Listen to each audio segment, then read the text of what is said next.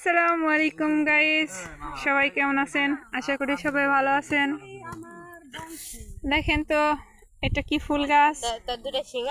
যদি কেউ বলতে পারেন তাহলে বুঝবো সবাই গ্রামে থাকেন, আর যদি না পারেন তাহলে বুঝবো সবাই পাহাড়ি।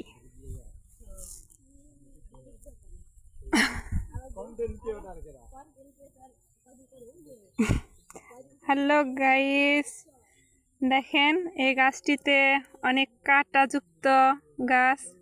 আসলে এটা আমি চিনতেছি না এটাকে কি গাছ বলে।